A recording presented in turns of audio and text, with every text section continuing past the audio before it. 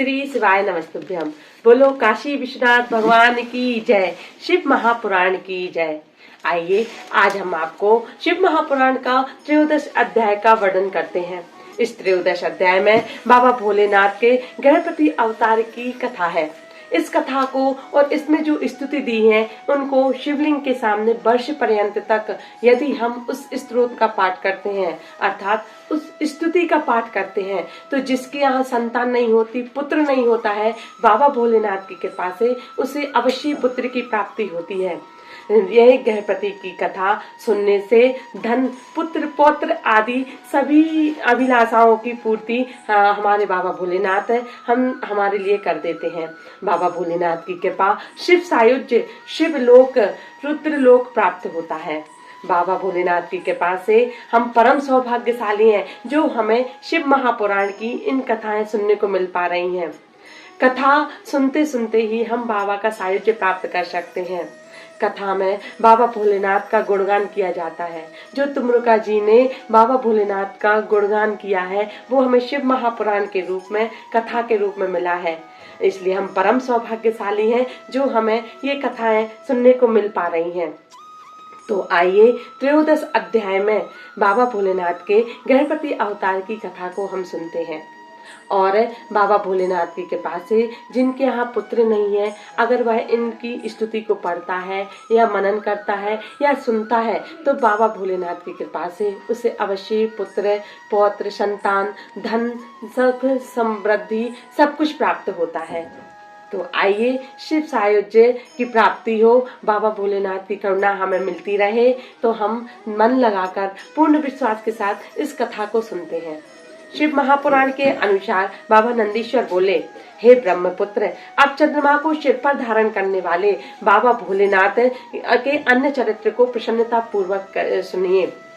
जिस प्रकार उन्होंने प्रेम पूर्वक विश्वानर के घर में जन्म लिया। हे मुने, गृहपति नाम वाले वे अग्निलोक के स्वामी हुए। वे अग्नि के सदस्य, तेजस्वी, धर्मात्मा, परम प्रभु थे। पूर्व काल में नर्मदा के तट पर नर्मपुरम में शिव जी के भक्त विश्वानर नाम वाले पुण्यात्मा मुनि थे। वे सदा ब्रह्मचर्य आश्रम का पालन करते हुए नित्य प्रति ब्रह्म यज्ञ किया करते थे और शांडिल्य गोत्री थे। बड़े पवित्र, ब्रह्म तेजस्वी और जितेंद्रिय थे। वे सभी के अर्थों के ज्ञाता थे और सर्वदा सदाचार में तत्पर, शैव शास्त्र में अति प्रवीण तथा लौकिक आचार के ज्ञाताओं में श्रेष्ठ थे। उन्होंने भार्या के उत्तम गुणों पर विचार कर उचित समय में विधि पूर्वक अपने योग्य कुलीन कन्या से विवाह किया। वे प्रतिदिन अग्नि शुश्रूषा, पंच यज्ञ और सत्कर्म में संलग्न रहते थे। देवता, पितर, अतिथियों का पूजन करते थे। इस प्रकार बहुत समय बीत जाने के उपरांत उन ब्राह्मण की सुचिस्मिता नामक पतिव्रता पत्नी से पति ने कहा, हे नाथ, मैंने आपकी कृपा से आपके साथ उन सभी भोगों को भोग लिया जो स्त्रियों को योग्य हैं, आनंद प्रदान करने वाले हैं। हे नाथ, अब मेरी एक ही विशेष अभिलाषा है जो मेरे हृदय में चिरकाल से स्थित है। तो हे नाथ, वह गृहस्थों के लिए उचित भी है और तो उसे देने की कृपा करें। विश्वानर बोले, हे शुश्रूणी, हे प्रिय हितैषिणी, मुझे तुम्हारे लिए कुछ भी अदेय नहीं है। हे महाभागे, मुझे शीघ्र ही बताओ कि मैं तुम्हें क्या प्रदान करूं। तो कल्याणी, संपूर्ण कल्याण करने वाली महेश्वर की कृपा से इस लोक और परलोक में कुछ भी दुर्लभ नहीं है। नंदीश्वर बोले, पति के इन वचन को सुनकर मुख वाली वह पतिव्रता स्त्री प्रसन्नता से विनीत हो दोनों हाथ जोड़कर कहने लगी। सुचि स्मिता बोली, हे नाथ, यदि मैं वर के योग्य हूँ तो यदि मुझे आप वर प्रदान करना चाहते हैं तो मुझे शिव के समान पुत्र दीजिए। मैं अन्य कोई वर नहीं चाहती हूँ। नंदीश्वर बोले, इसके वचन को सुनकर वे पवित्र आत्मा ब्राह्मण क्षण भर के लिए समाधिस्थ होकर अपने हृदय में विचार करने लगे कि मेरी स्त्री ने ऐसा कैसा दुर्लभ वचन मांग लिया है कि शिव के समान पुत्र चाहिए। उसके लिए तो वह शिव जी ही पूरा कर सकते हैं। उन समूह के मुख में वाणी रूप में स्थित होकर ऐसा कहा, शिव जी की यदि ऐसी इच्छा है तो उसके अन्यथा करने में कौन समर्थ हो सकता है। ऐसा विचार कर उदार बुद्धि वाले एक पत्नी व्रत में परायण रहने वाले विश्वानर मुनि ने बाद में उस पत्नी से कहा। नंदीश्वर बोले, इस प्रकार अपनी पत्नी को आश्वस्त करके मुनि तप करने के लिए वहां चले गए, जहां साक्षात काशीनाथ विश्वेश्वर विराजमान हैं। उन्होंने शीघ्र ही वाराणसी पहुंचकर मणिकर्णिका के दर्शन करके अपने सैकड़ों जन्मों के अर्जित तीनों तापों से मुक्ति प्राप्त कर ली। उसके बाद उन्होंने बाबा विश्वेश्वर आदि सभी लिंगों के दर्शन करके काशी स्थित सभी कुंडों, बावड़ियों और सरोवरों में स्नान करके सभी विनायकों को नमस्कार करके शिवा गौरी को प्रणाम करके पापों का भक्षण करने वाले कालराज भैरव का पूजन किया और प्रतिनिध पूर्वक दंतपाणि विनायक आदि प्रमुख गणों की स्तुति करके आदि केशव मुख्य द्वादश केशवों को प्रसन्न करके फिर लोलार्क में आदि प्रमुख सूर्यों को बार बार प्रणाम किया। पुनः तीनों तीर्थों में समाहित होकर पिंडदान करके हजारों प्रकार के भोजन आदि से भक्ति पूर्वक लिंगों का पूजन करके वे बार बार विचार करने लगे, शीघ्र ही सिद्धि प्रदान करने वाला कौन सा लिंग है जहाँ पुत्र की कामना से मेरा तप सफल हो जाए। उन बुद्धिमान विश्वानर मुनि ने कुछ क्षण ऐसा विचार कर शीघ्र ही पुत्र देने वाले वीरेश नामक लिंग की प्रशंसा उनकी। उन्होंने अपने मन में विचार किया, वह वीरेश्वर सिद्ध लिंग है जिसकी पूजा के प्रभाव से असंख्य साधक सिद्धि को प्राप्त किए हैं, इसलिए यह श्रेष्ठ लिंग सबसे अधिक प्रसिद्ध है। लोग भक्ति भाव से समन्वित होकर वर्ष पर्यंत इस वीरेश्वर महालिंग की पूजा अर्चना करते रहते हैं। तो उनकी पूजा करने के पश्चात आयु तथा पुत्र आदि सभी मनोरथ प्राप्त करते हैं। अतः मैं भी यही वीरेश शिवलिंग की त्रिकाल आराधना कर शीघ्र वैसा ही पुत्र प्राप्त करूंगा जैसा कि मेरी स्त्री ने अभिलाषा की है। बाबा नंदीश्वर बोले, ऐसा विचार कर विद्वान बुद्धिमान पुण्यात्मा व्रती ब्राह्मण विश्वानंद ने चंद्रकूप के जल में स्नान का नियम धारण किया। उन्होंने 1 मास पर्यंत दिन में 1 आहार, 1 मास पर्यंत रात्रि में 1 आहार, 1 मास पर्यंत अयाचित आहार, पुनः 1 मास तक निराहार रहकर तप किया। वे 1 महीने तक दूध पीकर, 1 महीने तक साग फल खाकर और 1 महीने तक मुट्ठी भर तिल खाकर और 1 महीने तक पानी पीकर रहे। वे 1 महीने तक पंचगव्य पीकर, 1 मास तक चंद्रायण व्रत कर, 1 मास तक कुशाग्र का जल पीकर पुनः 1 महीने वायु भक्षण करके रहने लगे। उत्तम वीरेश्वर लिंग की भक्ति पूर्वक पूजा करते हुए इस प्रकार उन्होंने 1 वर्ष तक अद्भुत तप किया। इसके बाद 13वें महीने में गंगा के जल में प्रातःकाल स्नान कर ज्यों ही वे ब्राह्मण वीरेश्वर की ओर आए, उसी समय उन तपोधन ने वीरेश्वर लिंग के मध्य में विभूति से विभूषित 8 वर्ष की आकृति वाले एक बालक को देखा। उस बालक की आंखें कानों तक फैली हुई थीं। उसके ओंठ गहरे लाल थे। मस्तक पर अत्यंत पिंगल वर्ण की जटा सुशोभित हो रही थी। वह नग्न तथा प्रसन्न मुख वाला और बालोचित वेशभूषा तथा चिता की भस्म धारण किए हुए श्रुति के सूक्तों का पाठ करता हुआ लीला पूर्वक हंस रहा था। उसे देखकर आनंदित होकर रोमांच युक्त विश्वानर मुनि ने बार बार हृदय से नमोस्तु कहकर प्रणाम किया। तदंतर विश्वानर मुनि कृतार्थ होकर अभिलाषा पूर्ण करने वाले 8 पद्मों से बालक रूपधारी परमानंद रूप भगवान शिव की स्तुति करने लगे। बाबा विश्वानर बोले, यह सब कुछ एक अद्वितीय ब्रह्म है, यही सत्य है, वही सत्य है। सर्वत्र उस ब्रह्म के अतिरिक्त कुछ भी नहीं है। उस ब्रह्म एकमात्र ही है और दूसरा कोई नहीं है। इसलिए मैं एकमात्र आप महेश्वर की शरण प्राप्त करना चाहता हूँ। हे शंभो, आप ही सबका सृजन करने वाले तथा हरण करने वाले हैं। आप रूप विहीन होकर भी अनेक रूपों में एक रूप वाले हैं। जैसे आत्मधर्म में एक होता हुआ भी अनेक रूपों वाला है, इसलिए मैं आप महेश्वर को छोड़कर किसी अन्य की शरण नहीं प्राप्त करना चाहता। जिस प्रकार रस्सी में सांप, सीपी में चांदी और मृग मारीचिका में जल प्रवाह भाषित होता है, अर्थात मिथ्या है, उसी प्रकार यह सारा प्रपंच भाषित हो रहा है, जिसके जान लेने पर उस प्रपंच का मिथ्यात्व भली भांति ज्ञात हो जाता है। मैं उन महेश्वर की शरण प्राप्त करता हूँ।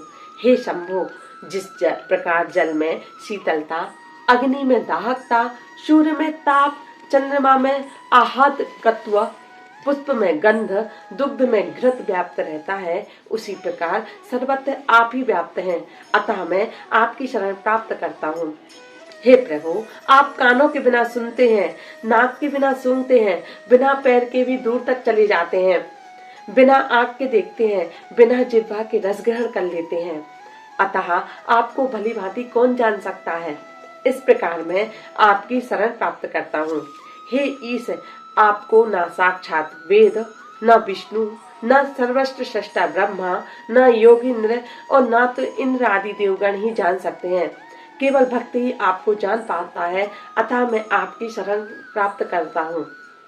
हे ईश, आपका ना तो गोत्र है, ना जन्म है, ना नाम है, ना आपका रूप है, ना सील है, ना देश है। ऐसा होते हुए भी आप तीनों लोकों के स्वामी हैं। आप समस्त मनोरथ को पूर्ण करते हैं। अतः मैं आपका भजन करता हूँ। हे काम शस्त्रों, आप सब कुछ आपसे है, आप ही सब कुछ हैं। आप पार्वती पति हैं, आप दिगंबर हैं, अत्यंत शांत हैं। आप वृद्ध, युवा और बालक हैं। कौन ऐसा पदार्थ है जो आप नहीं है। अतः मैं आपको नमस्कार करता हूँ। बाबा नंदीश्वर बोले, इस प्रकार स्तुति कर हाथ जोड़े हुए वे ब्राह्मण जब तक पृथ्वी पर गिरते तब तक वह बालक वृद्धों के भी वृद्ध पुरातन पुरुष के रूप में अत्यंत प्रसन्न होकर ब्राह्मण से कहने लगे। ब्राह्मण बोला, हे विश्वानर, हे मुनि श्रेष्ठ, हे ब्राह्मण, आपने आज मुझे अत्यंत संतुष्ट कर दिया। अतः आप प्रसन्न चित्त होकर उत्तम वर मांगिए।